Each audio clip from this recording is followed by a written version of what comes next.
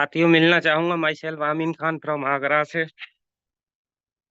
आज आपको बताना चाहूंगा कि मैं बहुत ही पढ़ा लिखा नहीं हूँ ज्यादा, के मतलब अपने बारे में कुछ, बहुत ही गरीब परिवार से बिलोंग करता हूँ। साथ ही ऑटो चलाकर मैं अपना गुजर बसर भत्ता चलाता हूँ।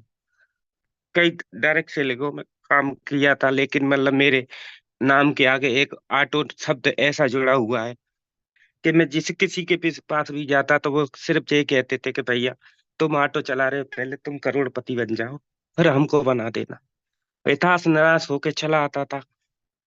कुछ भी नहीं बोल पाता था कि भाई, मैं कोशिश फिर भी लगा रहता था कि सामने कुछ हो सकता है आगे चल के।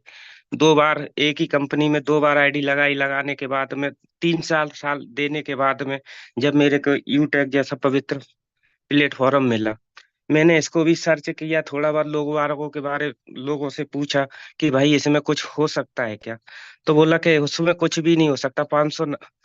799 रुपए में क्या कर लोगे तुम, इसमें कौन करोड़पति बनाएगा तुम्हें। तो मैंने कि भाई कुछ नहीं, लेकिन कहते हैं ना कि मारने वाले से बचाने वाला ज्यादा होता है।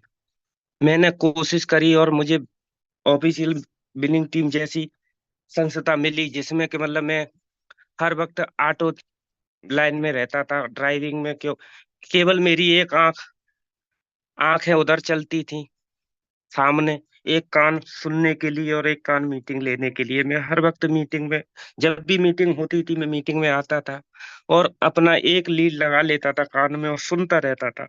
हमारे सम्मानीय कोहिनूर सर कभी ना कभी कई बार कहते थे कि जिसका माइंड सेट नहीं है तो वो मीटिंग से आउट हो जाए, लेकिन मैं फिर भी थोड़ा डटा रहता था क्योंकि सक्सेस लोगों की बातें सुनना मुझे बहुत अच्छा लगता था।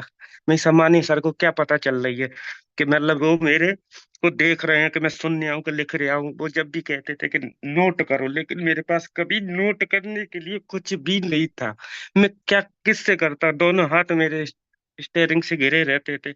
मैं नोट भी नहीं कर पाता था। लेकिन मतलब मुझे सबसे बड़ी यूट्यूब चैनल पे अपना लाइव होता था तो मैं उसमें समझ के आता था, लेकिन कोशिश में क्या करता था कि कहीं ना कहीं आके घर पे थोड़ा सा टाइम मिलता था, कहीं रोकता था पेड़ के नीचे, तो मतलब मैं अपने आप को लिखता था, रोक उसको लिख लेता था। मैं बहुत ही, जब मैं 1995 में नौकरी कर रहा था, तो नौकरी करते करते जब मैं एक बंदे ने कहा था कि बोला कि ये नौकरी क्या क्या है, तो मैंने उस दिन से बोला छोड़ दो ये नौकरी। मैंने जिस दिन से 1999 में अपना टेम्पू निकाला, फिर मैंने कभी किसी की नौकरी नहीं करी। साथियों में मेरे माँ बाप बहुत ही गरीब परिवार से थे, क्योंकि डॉक्टर ओम प्रकाश जी का मेरे साथ में बहुत बड़ा सहयोग रहा। मेरे पल पल मुझे सपोर्ट करते रहे और कहते रहे कि सर हिम्मत मत हारना। मैंने भी, मेरे को भी टेम्पू लाइन से अपना शब्द हटाना था, तो मैं भी अपनी मेहनत को बरकरार कायम रखा, चाहे कितनी भी मुसीबतें आई थी। एड मनी रुकी, आईडी वॉलेट में फंड आना बंद हुआ, लेकिन मैं सपोर्ट सब चीज से लेता रहा, अपलाइनों से लेता रहा। अपलाइनों ने मुझे पल पल गाइड किया और हर जगह मेरे को सपोर्ट किया। सपोर्ट करने के बाद मैंने आज इन अपलाइनों की वजह से और अपने सीनियर अपलाइनों की वजह से मैंने आज ये गोल्ड रैंक को अचीव भी किया। और आप जो कहते हैं ना कि यूटेक बेनूर को भी नूर बना देता है, यूटेक फकीर को भी हुजूर बना देता है।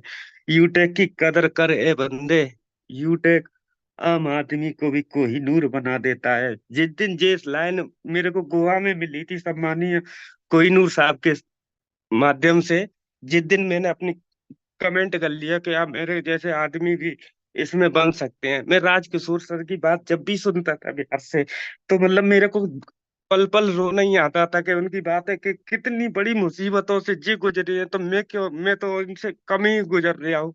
कम से कम मैं किसी की नौकरी तो नहीं कर रहा, मैं अपना काम तो कर रहा हूँ। इनकी बातों को सुन सुन के मैंने